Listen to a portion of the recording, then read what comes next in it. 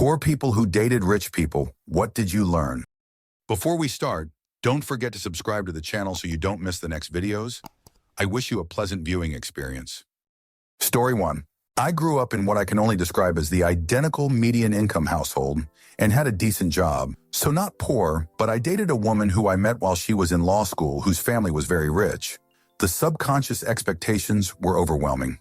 I would plan a little surprise and she would expect something like a trip to Europe. She wasn't trying to make me feel bad. Her expectations were just so high from the world she grew up in. Answer, not me, but my cousin. Back in the 90s when we were teenagers, she briefly dated a rich boy whose school was near the shopping center where she and her friends would hang out after school. For her 16th birthday, her parents bought her a really nice watch, and when she was showing him, he was all, "I can't believe they didn't get you a car." Spent the day going on about the car he got for his 16th birthday and how a watch was nothing.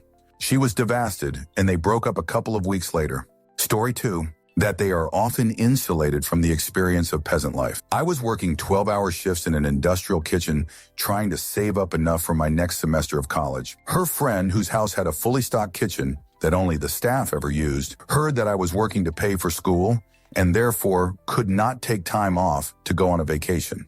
She took a moment to think about my situation, looked concerned with her furrowed brow, and then finally asked, "Why don't you just tell your parents? School is a good thing. Of course they'll want to pay for that." Answer, this reminds me of a friend my girlfriend at the time had. Perfectly nice woman, but wholly out of touch. Similar situation, bunch of poor college kids talking about their financial issues. This woman sympathetically suggests that everyone just ask their family to sell part of their mountain. Yes, fudge LOL.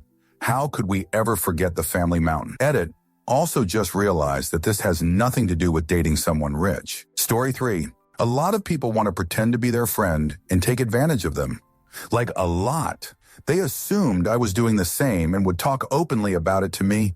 It was honestly disgusting. Story 4. I learned how to play golf. Her dad always wanted to chat with me about my future, plans, business opportunities, college choices, etc. And he always wanted to discuss these over a round of golf at the country club. I really dislike golf. Also, apparently 100K means nothing. Dude literally offered to buy me a new Mercedes and have my old beater truck disposed of. Answer, my experience sans the Benz offer. GF's dad was a founder of a massive engineering firm. I was a teenage dirtbag from social housing with no direction in life. Met her at a friend's party and immediately hit it off. He took me to his golf games, client meetings, and social events and had some of the most meaningful conversations I've ever had with a human. Told me what books to read and what things to focus on, what to say around people, and how to build relationships. Honestly, I think he was tired of being a dad to 3 pretty spoiled girls and just wanted a son to impart knowledge on. The GF and I broke up about a year later, but he was the first and best mentor I've ever had. All I've achieved is thanks to that guy. Edit, lots of interest, so easier just to answer it all at once. The biggest message from him has always been, you are not your circumstance. The biggest learning for me was he telling me that becoming successful is a long game. It's not something that everyone gets in their 20s or even 30s, but slow and steady wins the race, so be patient. Taught me the value of paying yourself first and compound interest. Because of him, I started putting away $20 every week in buying tech companies in 2002. He was super bullish on e-commerce becoming a massive thing and got me into buying Amazon early on after the dot-com bubble dust settled. The second biggest learning was the importance of surrounding yourself with the right people and showing gratitude to these people as they help you along the way. He was huge on gratitude and said that your social capital is more important than your financial capital. Took that with me through life, and it hasn't failed me yet. The first book he gave me was How to Make Friends and Influence People by Dale Carnegie. Banal, I know, but I was an 18-year-old pothead with like zero knowledge, and it taught me the basics of being a good conversationalist and building lasting relationships. Some of the other major ones was 7 Habits of Highly Successful People, What They Teach You at HBS, and The Richest Man in Babylon. He would gift me books when I would come over and then ask me what I took away from them after I read them. Helped me articulate and internalize the messages way better. Kept in touch with him for almost 2 decades after, until he passed away in 2019. Story 5. No matter how humble and rational one is, dating someone several tax brackets higher will test one's ego and self-worth. Answer. One of my childhood friends dated a girl from a quite wealthy family. He's not exactly from Struggle Street, But he wasn't put through an elite private school like his girlfriend at the time was. They were in love and wanted to get married for some time. They had the means to fund it themselves, could have even eloped, but there was absolutely no approval whatsoever from the girl's father. They both knew that it was because he wasn't a private schoolboy with a degree that lands you an elite company. Her previous couple of boyfriends never got this treatment because they were exactly that type, despite being pretty immature and sheltered. But they were from wealthy families, from day one until 4 years later when they broke up. A decent guy with a decent job, owning his own home, difficult to do in my country, relying on no one for anything, just could not do anything to get past the class barrier in this man's head. That fudge with your self-worth, a lot. Story 6. That being rich makes some people not really learn to have to take responsibility for their actions.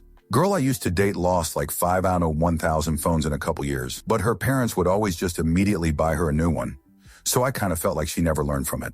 Answer: I had the same realization. XGF's sister would lose her iPhone multiple times per year, and each time Daddy would buy her a brand new one, always the top model. She left her phone in Ubers multiple times on a span of a few months, and her family acted like, "Oh, that's so Jennifer." She'd lose her head if it weren't attached to her. One of their friends lost his phone, and we found it the next day and returned it to him. He looked almost annoyed that we were returning it to him. I asked him, "Do you not want it back or something? You seem sorry to see it again." To which he replied, "Well, I'm not sure what to do with two now," as he pulled out a brand new one that he had gotten earlier that day. There was also a family friend of theirs who totaled multiple Teslas as a teen, and her dad's reaction was to just buy another new one, because how else is she going to get to school? My ex-GF's father suggested that they should start buying her SUVs instead, because if she's going to crash that often, it's safer in a bigger vehicle. If one of my kids crash, I want them to be the survivor. I'm pretty sure my jaw dropped. Story 7. You can have all the money in the world and still have bad taste. He would offer me his card to go get stuff to make his 4,800 SQ house feel like someone actually lived there. Otherwise, it just had sparse, ugly furniture and posters scattered around. Answer: oh man, was this shocking when I saw it the first time. Been wanting a gigantic gas-powered RC truck for years. Finally found one, agreed on a price with the seller. He asked me to meet at his house. Pull up, giant house, 3 Lamborghinis out front. He invites me in to check out the truck. Almost every wall has posters of Shoot AI Joker, guns or money art. All the furniture is hideous bright red, and there's just clutter strewn everywhere. Story 8. My story is a little obscure, so I'm going to try and not be shoot about it. I'm a male, and at the time I was around 19-20. I was convinced I didn't want to work and wanted to become a sugar baby. I'd done some commercial modeling and was pretty confident with what I thought was a sharp tongue. I started going to country clubs, fancy restaurants, bars in the hopes I could hit on a super successful woman. I was probably viewed and did get propositioned as the adult worker more than a dozen times. One day, and I preface day because I think it helped, I snuck into a charity event at one of the best golf courses in my city. I met a woman there in her late 60s, and we hit it off. She was a widow of a pretty prestigious local university's president. I managed to get back to her house, and it's massive. A literal mansion. I grew up in a trailer, so I'd never seen something like hers before. I turned it on after that. I'm set kind of attitude. We have intimacy and spend the next week together. I don't leave the house the entire time. She had a chef, a shower the size of a small bedroom, a pool, just so much I wasn't used to. I even quit my job because I thought I shouldn't leave, even though they were asking where I was. This all continued for about 3 months. Turns out she was so darn cool.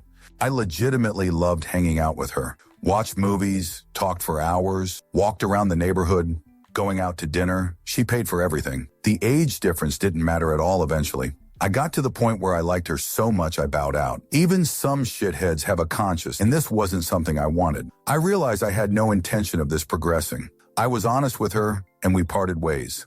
I called her maybe 3 times a year after that, just to check in for a little while. But at 37 now, I'm sure she's gone. God bless you, Anne. You were awesome in more ways than you know. Answer: I think Anne played you, mate. Throwing it out there, a lady in her 60s whose ex-husband was the president of a prestigious university sound like she is as clever and cunning as a fox. You mentioned that you got propositioned as a male adult worker a fair bit. Well, Anne just got a live and Gigolo BF experience for a fraction of the price by letting you play in that playground. That was her mansion. I mean, tip my hat to Anne. She got companionship, intimacy, and it was all literally free for her. And she had bragging rights of having a toy boy that wasn't an intimacy worker. Gals got class. Story 9. My college girlfriend of 5 years dropped me like a hot potato when her IBM vice president father passed away and left her a huge amount of company stock and, in addition, valuable real estate. My girlfriend found out that she was an heiress when somebody in the middle of the night dropped off the will of her late mother that left most of the family assets to her. My girlfriend had nothing to do with her family because her father was an absolute bully, but the minute she got her hands on significant dough, suddenly I was not good enough for her. The class separation, in particular, when the woman is from a well-off family, is an absolute brutal fact. 40 years later, this experience still hurts. Story 10. Irony and karma. Her mother disliked me because I was a bum. Technically, I was. Her daughter said that I was going to do great. I did great later. Story 11. Not dated, but was best friends with. They will never truly be able to even begin to comprehend your struggles, and therefore they will constantly dismiss and minimize your problems, which will lead you to be extremely frustrated. Trying to explain to someone that you can't afford takeout and need them to do their dishes right now so you can cook, while they are telling you to just order out and put it on a credit card, most of the time it's not worth the friendship. Story 12. Equestrianism is a thing. Also, pretty much any labor you can imagine, there is a service pool you can hire for it. Story 13. Money insulates the family from accountability. The behavior I'd see out of them sometimes over the smallest things was shocking. Story 14. They will initially enjoy being themselves with you, as in themselves before they were rich. They will dote on you and buy you stuff for whatever you are bringing to the relationship, be it companionship or whatever. And then, if it's still going good, they will subtly try to change you as they try to integrate you into their crowd, your clothing, your view on things if they differ widely, and it will be up to you whether or not to do so. Story 15. I wouldn't consider myself poor, but I did date a woman who was technically a one-percenter for a couple of years. She was an amazing person, extremely grounded and real, excellent parents and upbringing, and while she did shop high-end, was still frugal and low-key about it. The only way someone would have known she had money was the fact that she had a Mercedes G-Wagon, and only because it was her dream car. Story 16. I learned that for some, money above a certain amount directly facilitates the development of paranoid, hoarding, and antisocial type behaviors, overly self-protective, etc. And I think this does come from the fact that it's weird to have a lot of money in a world where so many people need that money to be shared, where it may actually be unethical for you to not share. I'm sure there is a lot of weird interpersonal stuff that happens within that dynamic. I actually think I developed some more compassion for people who are extremely wealthy from dating my ex. I also think the money itself, it's like the more you have, the more you're afraid of losing it. She was really frantic about only making $12K in a day instead of 18. And I told her that I only had 200 to my name total and that I felt fine. And she was genuinely astounded. So interesting. Answer, I don't think the fear is losing it. It's more like your baseline for what's normal increases because your goalposts just move further as you earn more unless you intentionally do the work to try to understand how much is enough. Like after earning 400K a year for multiple years, your identity becomes, I am someone who earns 400K a year. To go back to 100K, which is actually good, feels like something is wrong. Or she might have an ADHD type of mindset where if she doesn't get her numbers, she gets a sense of impending doom. My 1M year friend is like this and is working with a therapist on this. Story 17. I wouldn't say I was poor by the time. Did, but I grew up very poor. They were rich enough that they just didn't even really think about paying student loans. Two key things I learned were, 1, they thought simply having money meant you were good with it. 2, they had no concept of risk, sunk costs, or whether something was sensible as a stance on anything really. It was very clear it was all just about what they would like to do, have happen believe is right in a perfect world. Not what is the better option in our circumstances, how real-world restraints actually impacted it. And to be clear, I don't just mean financially. Story 18. Rich people have no idea how much anything costs, and they have no idea how much money anyone who isn't wealthy makes. Answer, I was at my brother's in-laws' place, this was before the wedding couple years ago, and I talked about bartending work and how it was generally my goal. A decent shift of work meant taking home 100 in tips. The look of shock and confusion was pretty hilarious. I don't think they have much respect for me since sharing that information, and since then, I have become an attorney. Story 19. That even when they struggled in the early days, most have them forgotten what it's like to not have money. They lose touch with reality real quick. A couple of thousand here and there is nothing. Meanwhile, we live paycheck to paycheck-ish, and they can't understand why. Story 20. My ex-girlfriend's family was a stratosphere higher than my upbringing financially. 1. Constantly compared to members of their family and never can match up to their expectations. 2. Huge difference in norms and what is acceptable or how things are handled. X. A summer BBQ is a polo and slacks fancy dress shorts event, not t-shirt and shorts. 3. They keep personal events within the house to a creepy extent. We don't talk about the family outside the house, I was specifically told. Whereas growing up poor, everyone knows your business. Story 21. That most are actually way more humble than your LARPing rich person. There's a huge difference in how the woman with the Gucci belt, LV bag, and a negative balance will treat you versus the man in head-to-toe TJ Maxx but has $2 million in his account. Answer. I live near a very affluent area. Lots of old money and billionaires. The new rich show it off, move there, and basically live paycheck to paycheck. The wealthy people eat at diners and you would never know they had enough money to buy your house 10 times without a bother. They are mostly extremely kind and friendly. The new rich are not. They use it as a means to look down on people. Story 22. I dated an Austrian baroness for a while. She and her family were absolute psychos, narcissists, sadists, and so elitist. I reckon there's some inbreeding in the Eichbichler family. Story 23. I find wealthy men make the best lovers. Is that true? No, but if you tell them that sometimes they give you their credit card and let you loose in the mall for an hour. Story 24. Rich people's lives are so much more fun, luxurious, that if everyone saw it, there would be a revolution tomorrow. It's absurd how much better it is to be rich, at least in America. Their healthcare, nutrition, hired help, homes, entertainment, travel, networks, clothes, product, services, they can afford all of it is unbelievably nicer. It's unreal to witness. Story 25. Married a rich person. Regular problems arise, but also unbelievably silly problems that only happen when you have too much money and no real problems, so you gotta make some up. Extended family is building a $2 million custom home in a rural area and are deeply distraught that the specialty plumbing expert they need to fly in from Norway will cost to get a consult, which does not include install nor the inevitable future maintenance. Dog, you do not need fancy European plumbing in rural Idaho, trust me. Story 26. My brother dated a rich girl. They dated for about a year. They broke up because he never wanted to do anything. He was putting himself through university. She had no concept of money. She would ask him to come with her to Europe for the weekend and stuff like that. She once got a new car because she saw it in a nicer color. When they broke up, he had about $10K worth of jewelry she has bought him. He never wore jewelry unless she asked him to. Story 27. I thought rich people would be the caricatures I saw on TV. The ones I met put a lot of energy into pretending they were just normal people. Story 28. They can be petty, very petty, more so than any poor person I've ever met. My ex-wife's family was ridiculously rich, but they were cheap and fake as hell. Story 29. I come from like abject poverty, and my ex comes from like the kind of family that can see the Kennedy compound from across the bay. By the time we met, his family was more like upper middle class, and mine was like, well, still very poor actually, but that divide is still smaller than it was in the past. And at this point, his family isn't doing super great and him living a little better than he is, but we are both solidly middle class. I couldn't believe the way the threats would come out when he was angry. Everything could be normal, and then suddenly a custody dispute would come up, and he would flip right to my family will destroy you. He really believed it too, and in hindsight, I know that they wouldn't have and really couldn't have. But it's like he really believed that he still had that power, and when everything else went to shoot, he loved it and needed to feel that way.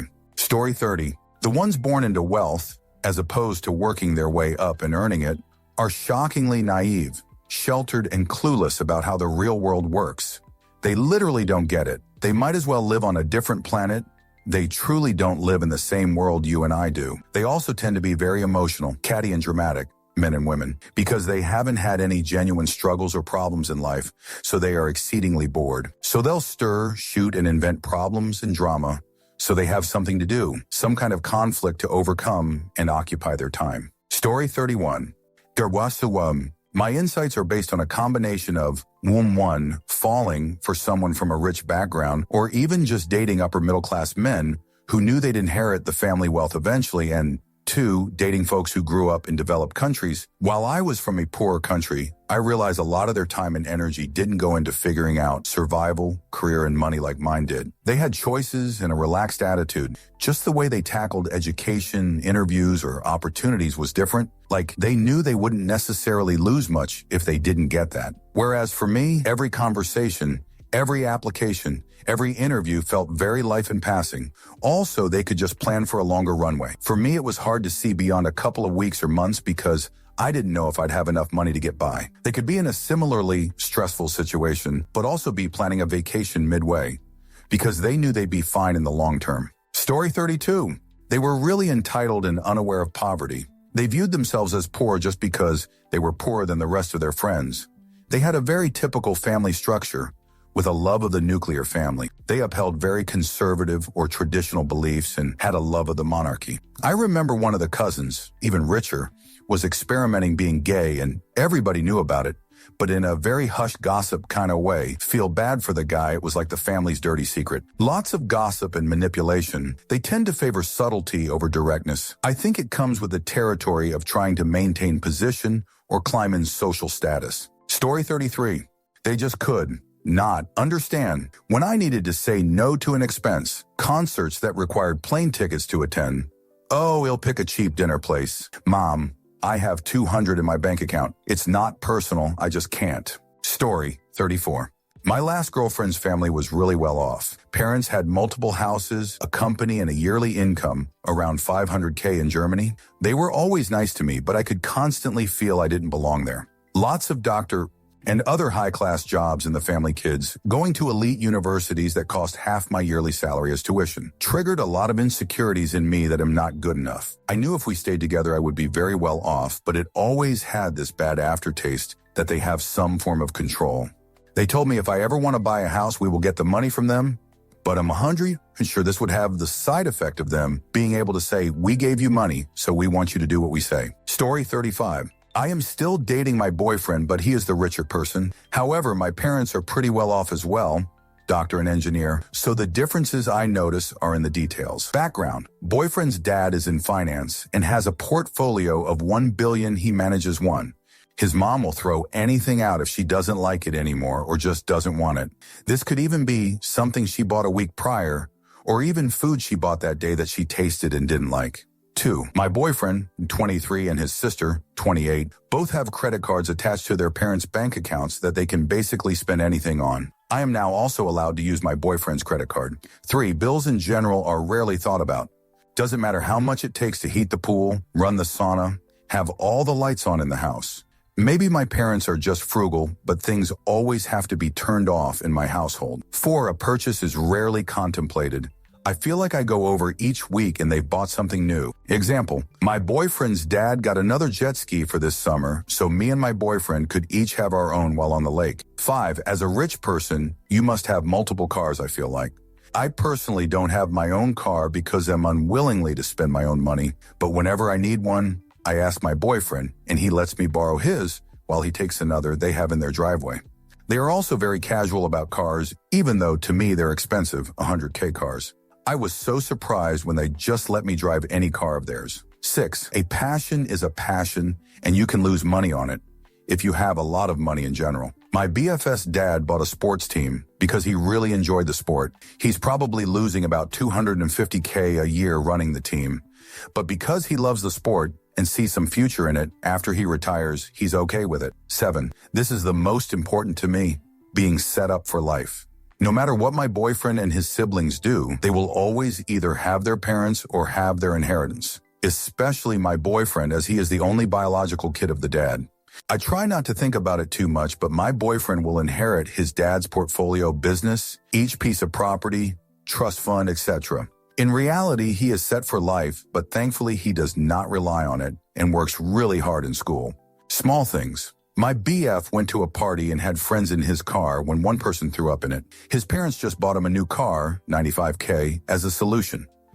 Rich parents will do anything to make their kids happy. My boyfriend had to spend one night in a hotel with a friend, and the room his mom booked him was a city view. She asked if it was okay, and my boyfriend didn't give a happy yes, so she immediately paid the extra money for an ocean view, even though they'd only spend 10 of their time in the actual hotel room.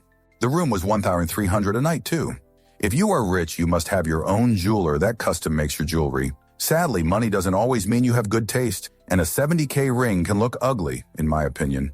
My BF's sister has a massive shopping addiction and probably spends $20,000–$30,000 a year on clothes. She has no strong job other than running the sports team. Most of her clothes still have the tags on, and she buys multiples of things, the same 100 shirt 5 times at the store, just because she can.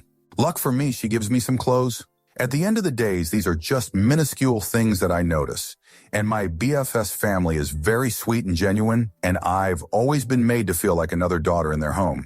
Story 36, that they're completely disconnected from reality, and that making their own way means taking their trust fund and doing what they want with it instead of following daddy's footsteps exactly. No concept of how they're at an advantage to other people. Story 37. I learned her parents paid for everything. Her super nice apartment, car, all utilities in school, paid for by her parents. They once told me they were investing in their future by doing it. They pushed her to be a nurse so she could take care of them when they were older. Yeah, poor lady never had a chance. Story 38. Most of my wealthy friends live somewhat restrictive lives.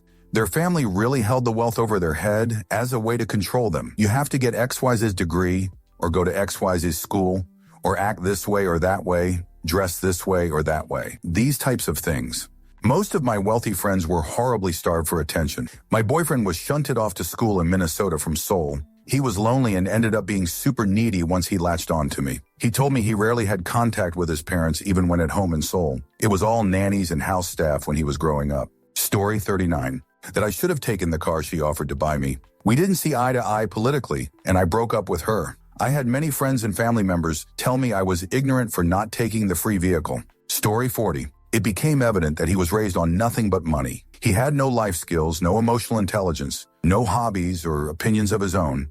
It was near impossible to have a constructive conversation with him because he just went along with everything I said and did without question. It felt like I was dating a lapdog. He failed his first year of college twice and had no drive to improve academically or even consider alternative paths. All he did was eat and play mobile games all day, including when we were out on dates or with friends. He was a sweet guy with good intentions, and he obviously didn't choose the family he was born into. But none of the expensive gifts, fancy dinners, or boat rides could stop it from being the dullest relationship I've ever been in. Story 41. The difference between kinda poor, me, and comfortably middle class, her, is staggering. Edit, sailing is fudge awesome and stupidly expensive. Story 42. It was a great experience for me. I learned about various different types of cuisines and food I didn't know even existed. She loved to travel, so she told me about the places she went to, and I loved her stories. I later traveled to some of those countries myself and was well prepared for it. Her father got her a piano and a private piano tutor when we lived together, so I got some free lessons and now can play some piano. Her mother did a lot of charity work, so I got to volunteer in a few in Casablanca and Dakar. I learned not all rich people stupidly spend money. Her family came from old money, so didn't spend too much on cars and clothes. I didn't even realize how rich she was until we went to Paris and found out that her family owned multiple properties in 8th and 16th arrondissement, and they were an old aristocratic family. Story 43. That they were a nice, normal, loving family, and they just happened to be financially secure. I thought they might be weird about me coming from zero money. They raised their son in an amazing way, and the family was close and incredibly open to me.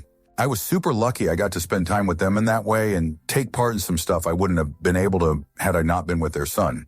I also found out that they all do all the rich people's sports like skiing, which is hilarious, and I thought was only on TV. Everyone also had hobbies and life goals and were expected to be responsible financially. Now I am doing well for myself financially, and I am grateful they treated me like another family member during that time. It was fun, really opened my eyes to a different type of family. Story 44. It started and was already over in one weekend. We went to some posh nightclub where she and a few of her friends had bought out the entire second floor. They even posted gorillas with earpieces and suits by the stairs to keep all the pores away. You could just walk up and get any drink you wanted from their private bartender. It was boring as fudge. Meanwhile, all the poor people were having the time of their lives on the first floor. She grabbed me and pulled me over to the railing looking down at the crowd below. Middle class and working class folks dancing and laughing. Then she said, "Look at them. They all look up at us, wishing they were us." I puked a little in my mouth and made my way outside. Unfortunately, I got tipsy a bit later. One phone call, one taxi ride, and I was in her bed. We never spoke again after that. Story 45. If you can't pay, you can't play. I'll give you the example. Rich girlfriend wanted to go on a ski holiday. I, the wage slave, couldn't afford it. She went without me. One time she wanted to take a 2-week vacation in Australia. I couldn't get the time off work, and I didn't have the money saved, so she went without me. She liked expensive cocktails and prime cuts of meat at Michelin star restaurants that I couldn't afford, so she went without me. Eventually, seeing a pattern, I found that she went without me a lot and we ended up going our own ways without each other. She eventually married a rich guy, surprise, surprise, a trust fund prick who kept on making her pay for her own stuff, even after they were married. Story 46. My ex wasn't rich, but his family was. He couldn't understand poor people ethics. His family had no work ethic, no loyalty, no genuine faces. Everyone feels entitled to and taken care of by the one rich guy that supports everyone. Nobody felt like they had to secure themselves without his money in case it wasn't there one day. Coming from a poor background, I know you can't trust anyone to take care of you like that. You need to be there for yourself. Everything can be taken away in just a moment. Instead of working, building skill sets, or establishing themselves, everyone's only job was to kiss the jerk of that one rich guy, 247. They were willing to like, cheat, steal, and worse to get on his good side. They mostly lived on islands isolated from normal folk, and they have secrets that can ruin shittens of lives across the country. These people are worse than crack addicts. They have the money already and will do anything as cruel as they can think of to get more. And none of his family understood the importance of community. I dislike that the most. Basically, I learned they're shoot people, but with power and status, and I'll never be involved with anyone like that again. Story 47. He chooses meals according to what he wants to eat. I choose meals based on the oldest thing in the fridge. Story 48. Be careful not to become their slave, or to be pacified by large purchases, or let someone think they own you just because they can pay for stuff. Also, don't go into debt trying to match their lifestyle, even though you want equality. Story 49. Money is a magnifier. Whatever good or bad traits you have become magnified by it. The nice people become the nicest. The not nice people become the most not nice. The generous become even more generous, and the miserly become even more miserly, and on and on. Money just empowers you to become more of the person you really are. Story 50. They really just don't get it. I can afford that when it's like the luxury cheese instead of the no-name cheddar. It does not compute. It's all you can afford cheese instead of yes, let's get the cheaper option, and it's exhausting. Also, they never offered to pay. IDK, man. It was very strange. A lot of the stresses in my life were not in theirs because they always had a financial cushion. It felt skewed in a way I've never had a relationship feel. Story 51. I have generally found that when dating rich guys, they would treat me like a supporting character in their story, as opposed to a partner of equivalent standing and value. A fellow human in my own right. Also, they were often miserable. I am sure exceptions exist, but I haven't found them yet. Story 52.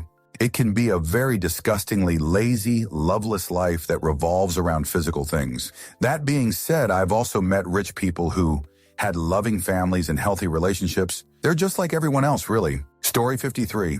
I picked up an unfortunate taste for rich people's cheese, wine, and whiskey. I can only occasionally afford to indulge in the cheese one, and I've basically stopped ever drinking wine and whiskey.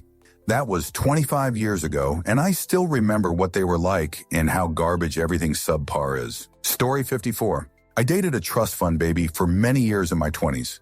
I always said when we were together, the greatest thrill was filling up my gas tank and grocery shopping without having to check my bank account. But to be honest, the biggest lesson I learned was money really does not make you happy. I am grateful for our relationship just for the lesson that might have taken me decades to learn. Also, it's been said on here before, but good family is better than rich family. These people were miserable with each other, and the money only made it worse. Everyone in the family was so isolated because of feuds that stemmed back generations. Now for practical lessons. If you are able to and have the self-control put everything on a credit card, then pay it off immediately. Watch those credit card points rack up by the end of the year. Invest everything that you can early on. That compounding interest could be your make or break in retirement. Hire a competent financial advisor as soon as you reach that point. They can help you move money around and or invest to help lessen the tax blow every year.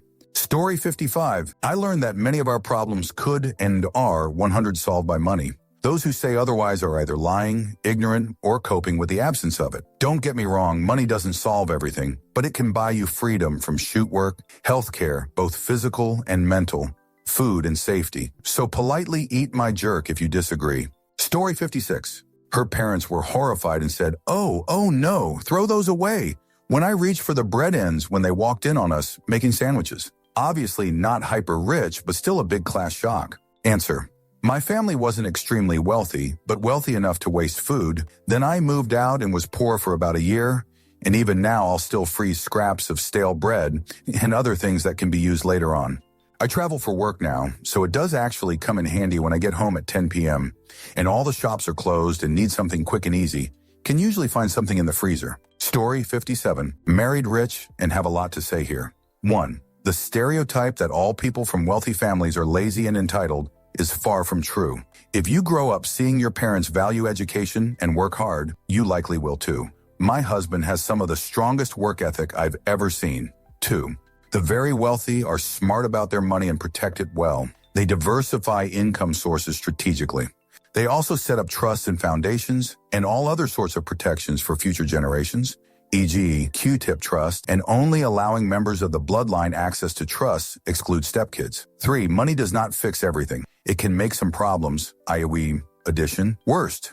But it sure is nice knowing that most of life's inconveniences can be solved by writing a check. 4. It's weird how people can treat you differently.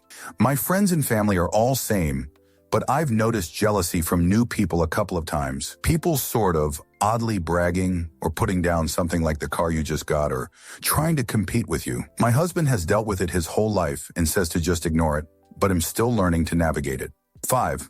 Lastly, while money can't buy you happiness, the feeling of peace being able to provide for your kids and take care of your aging parents comes pretty close. Answer. I was related to someone rich and we had the same last name and we lived in the same state. The way people would change when they would hear my last name was disheartening. The way some people immediately act nice and try to use you and other people immediately dislike you. It was a relief to move somewhere far away and no one reacted to my name at all. Story 58.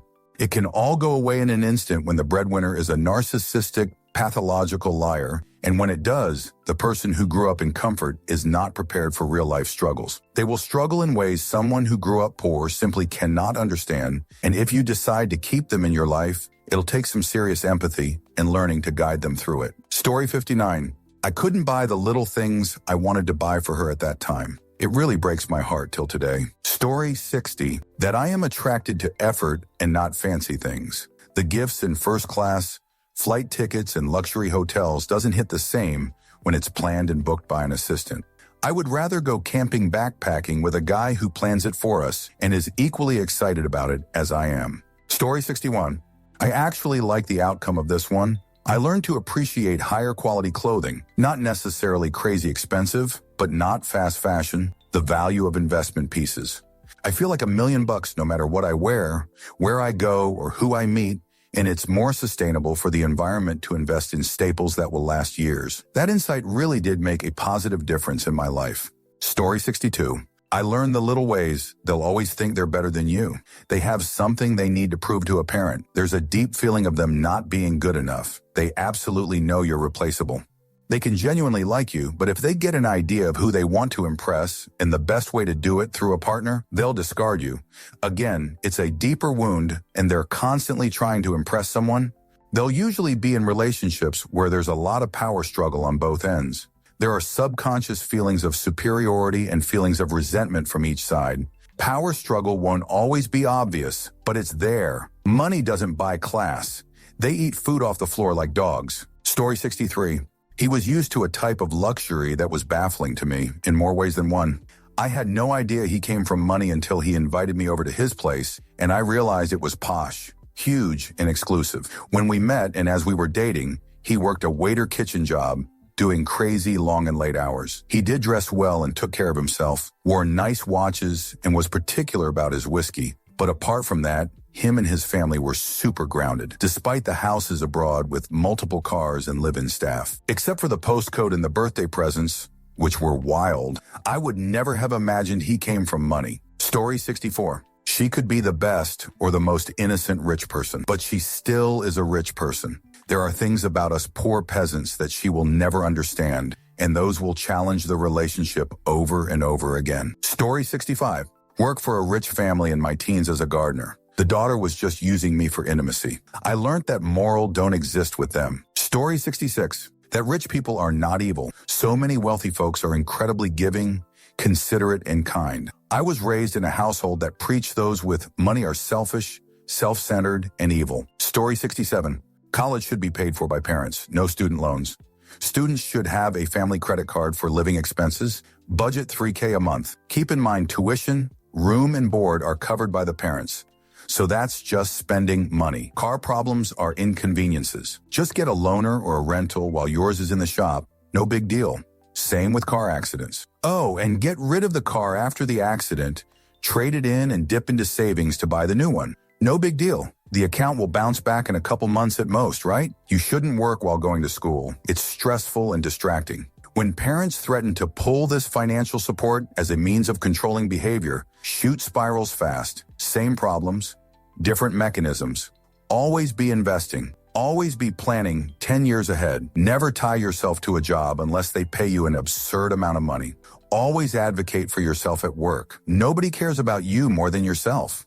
Get into a position where people see you as the talent and you will have all the freedom you want. Basically, be an individual contributor. If you want true wealth, start your own business and stay the course. This is advice I personally am not going to follow. Too much work. Once you hit a certain level, budgets don't matter. How much money you have doesn't really matter. It comes in, it comes out. It all kind of manages itself once there's enough of it. Move to the West Coast from the Northeast? Sure. New house in Tahoe? Sure. Trip to Germany? Sure. Spur of the moment golf trip to St. Andrews? YOLO.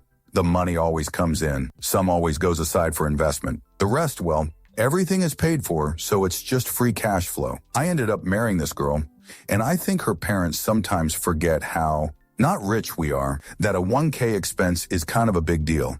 They just live in a different world.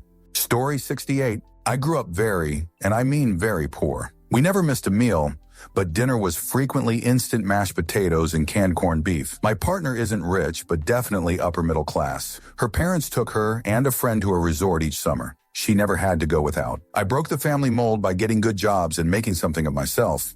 Or as my mother was fond of reminding me, I was acting above my station. When it comes to money, my partner is very frugal, whereas I am happy to spend money on things that we want. We are lucky enough to have a good whack of savings and no debt. So if we need a new couch, I'm like, cool, let's go buy the couch. My partner will agonize for weeks, sometimes months over what to buy. And then once we eventually do buy on, she will second guess the purchase. I have no idea what her issue is. I find it baffling. Story 69. Mine found a way to work it into way too many conversations. She would pretend to be embarrassed by it, but it was clear that was just a vehicle to bring it up while trying to relate to people. Story 70.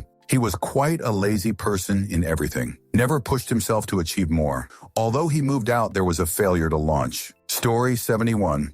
I'm very middle class, but when I was younger, I dated a very wealthy girl. Like boarding school rich. They have absolutely zero clue what it's like to go without. Like 4th of July, she had a hard time deciding whether to spend it on her father's yacht or her stepdad's. She was fudge in the head and also had a substances problem. Story 72. I didn't date someone but nannied for a millionaire family. She divorced him and married a billionaire. So, I saw behind both curtains. What I saw was sadly they were deeply unhappy. All her expectations were on her looks, and she still got cheated on.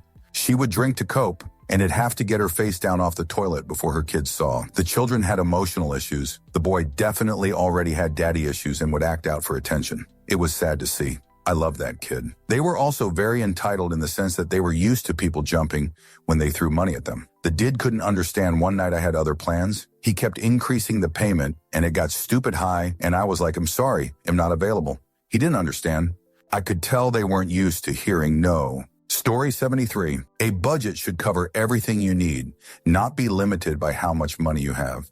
This is absurd to hear as someone who has been living paycheck to paycheck my entire 30-year life. I didn't even think of another perspective on what a budget means.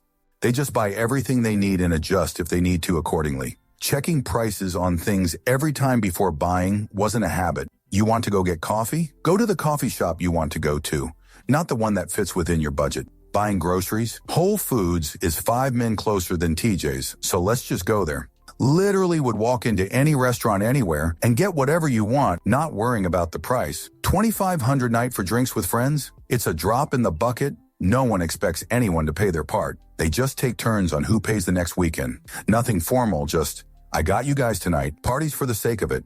Themes, decor, catering, for any reason. Just wanted a little get-together. We'll have a $5K budget of catering, adult beverage, and decor.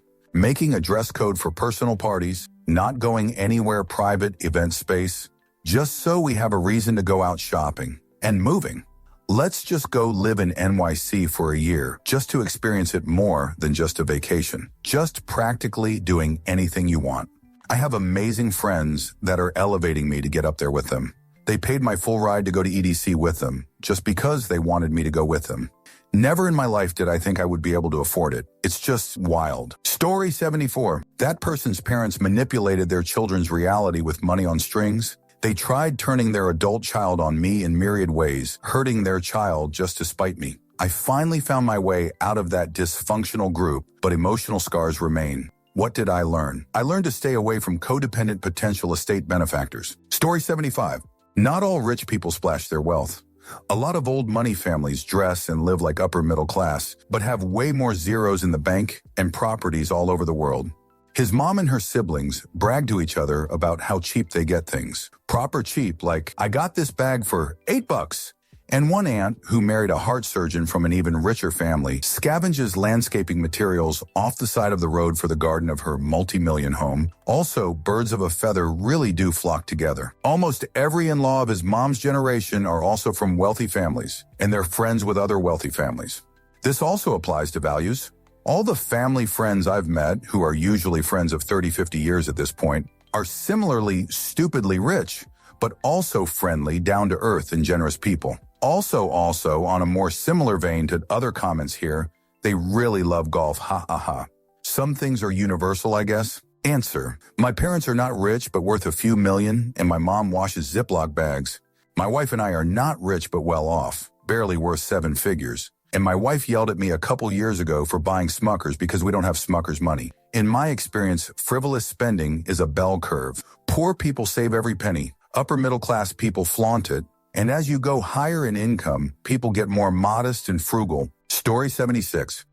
I once overheard a girl I was dating speaking to her mother at her mother's huge house, talking about she should only accept me proposing if I had X amount in the bank to support a baby, if it happens, and if I got a mortgage on a property in the next year to future-proof himself, etc. I never told her I heard any of this, on hoping she would mention it first, but she never did. We drifted apart a few months after. Probably from the unspoken tension. Father-in-law was an absolute dude, though.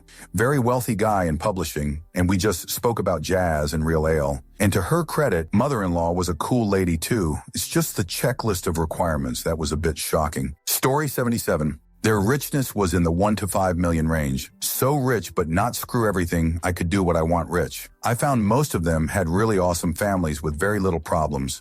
Or at least very little problems that presented on the surface. Children were generally well behaved, and most of the kids had expectations on doing affluent jobs, going to school to be a doctor, lawyer, etc. They also prized marriage more highly and were religious. My family was broken and had problems. Substances used was a norm. Parent didn't know how to parent, and we didn't have the resources to make any corrections. The people around me didn't see value in marriage. And I remember myself and the kids around me mostly strives to work in the trades or do anything else that seemed like high income, but was really low income. Poor families around me also seemed to fall victim to scammers and MLM, really anything that promised dreams. Story 78.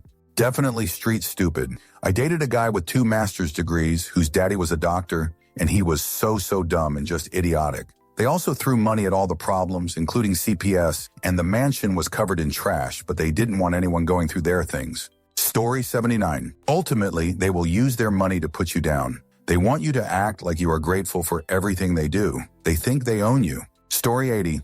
I'm not exactly very poor, but I do have a lot of financial struggles. Just to clarify, I'm a F-15 dating an M-17, and also we're Brazilian, for about 20 days now. Since I was a small child, I always liked games and computers. It's my absolute passion, however. It's hard for me to work on this passion because those things get expensive as hell, especially here in Brazil. My boyfriend isn't exactly rich, but he's got some money all right. He's got a gaming setup worth around R$15,100 in Brazilian currency, while I never spent more than a 500 $100 on a console because I can't afford it. He also has a lot of academic opportunities since he can afford to go to a private university, stuff like that. While my parents struggle to afford a nice dinner every once in a while, if paying rent and bills go smoothly, I always try my best with him. Handmade gifts, letters, with the few things I have, and so does he. But it always sort of annoys me how he has everything I've ever wanted to have, but he doesn't really make much use of them. At all. While I struggle to study in my Shoot 2014 laptop, he's got a full gaming setup he plays 4 hours a week. I don't have many clothes, only a single pair of nice shoes, but he's got 4 pairs of shoes, a ton of beautiful, high-quality clothes, and more. I love him a lot, and he loves me back a lot too, but I'm scared to let him know of my financial struggles. I think that's the thing that messes with me the most. I'm scared that he may be somewhat disgusted of the fact that I'm poor and can't provide much to him, as much as he can to me. Answer: as a guy on the rich side who was raised in a way that looked roughly like you describe your BF, and knowing some guys with similar status, I can tell you one thing. He probably doesn't care about your status belongings. If anything, if he realizes the struggles, he might want to fix it somehow, which again might make you uncomfortable as you won't have the means to give it back to him. Perspective of men while dating is different. We look for love, compassion, support, safe haven to come back to after work, school, whatever. With money, it's not about how much you have, but how you handle it for us. If you throw money around, spend way more than you have getting into loans, that's when we will be disgusted. In fact, I married a girl similar to how you describe yourself. She impressed me with how much she cared about others, not herself. Story 81. Her parents made her dump me because I wasn't on their level. Funny part is, her father's business, which he inherited from daddy, went under. I make more money now than him, his wife, and the girl that dumped me combined. Story 82. It's exactly like 50 Shades of Grey. They all have dungeons, whips, and shoot. So get your butt ready because all sorts of stuff is going to be shoved up there. Why do you think hospitals are loaded with people who have things stuck up their butts? Also, they're very cheap too. They'll haggle with a street vendor for 5 minutes over the price of an apple. Story 83. You never even had a chance to marry them. You're just a random fling. They would never marry down. Also, they never use the word rich. It's wealthy. Story 84. Wahanan. They will Venmo request you for small expenses and never offer to pay you back when you've covered something. They assume that you should love them for their money and will not put effort in other ways.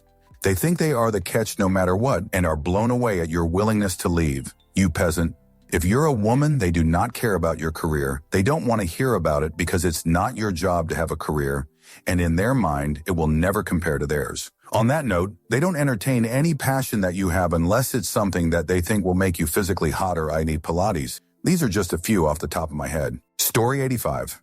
Well, his balcony door was stuck when I tried to open it. I wiggled it open and he's like, "You're the first one of my friends that could figure out how to open that door." I'm like, is that because they all have door greeters on their balcony or? Story 86. They are just as delusional as I always thought, and the ones who say they are down to earth are even more two-faced than the ones who accept their status. Story 87. I learned that people with millionaire money can get away with a lot of things, and that unfortunately bribery is everywhere.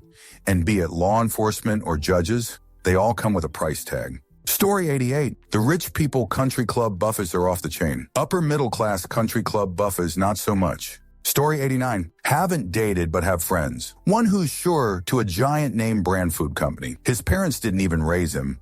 He considered his nanny his parent. Anyway, listening to him complain about every minor inconvenience, never having worked a day in his life. Story 90. Sometimes money can buy you a level of happiness. Sometimes the unhappiness is still going to come. I've known utterly wretched wealthy people living in misery.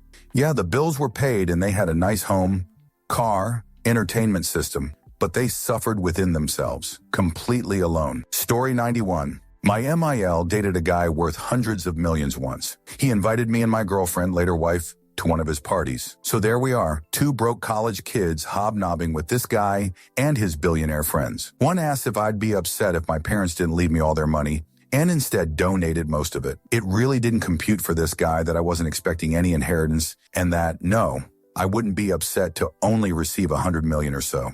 He didn't laugh when I mentioned him up for adoption. Story 92. I learned that he had a difficult time dealing with any lasting problems, since he was not used to having problems that do not easily just get solved. Story 93. There's a whole different code for behavior and interactions that are invisible if you haven't grown up around it or been coached in the ins and outs. Story 94. That I could not be with someone who had a fundamentally different childhood, life experiences, and perspectives. Story 95. I dated a few women in college who wanted for nothing. Their fathers were in the finance world, and one was on CNBC regularly. Fortunately, the one that was the richest was a great guy. I think he respected my work ethic and would have liked me to marry his daughter. Later in life, I dated another girl who had a very rich father who would take us to fully comped weekends in Atlantic City and ask me to play 5-10K a hand blackjack while he went to the toilet not caring what the stack looked like when he came back. He was also a gentleman, but his daughter was crazy. The lesson I learned was that while they had nice things, neither man showed even a fraction of what their wealth really was. The homes were not modest, but they could have afforded a lot more. Same with the cars and toys. Story 96. My mother married into money, then divorced. They were exceedingly kind, and I talked to the family occasionally. However, they didn't understand the concept of having no money. Are you going to the $300 a person opera? No, we are food bill for the week. Story 97. That dreams only become reality when you have the right person by your side. Money really doesn't buy happiness. Something was missing the whole time. Story 98. The wastefulness.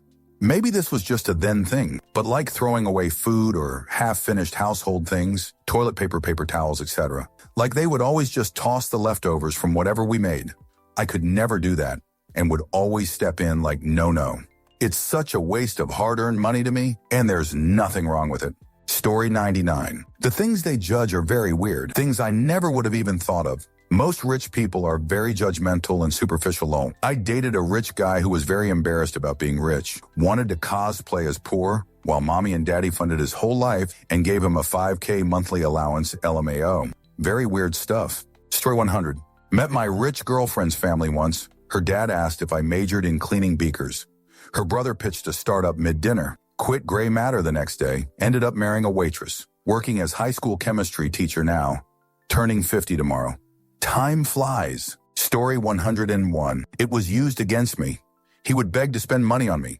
I wasn't comfortable with it and liked to pay my own way. He insisted on buying me a few things and paying for a vacation over the period of 1 year. I accepted BC. He was so genuine and told me this was all a gift, and he expected nothing in return. Unfortunately, the man was extremely emotionally and verbally abusive, and it started unveiling slowly and in ways I didn't know about.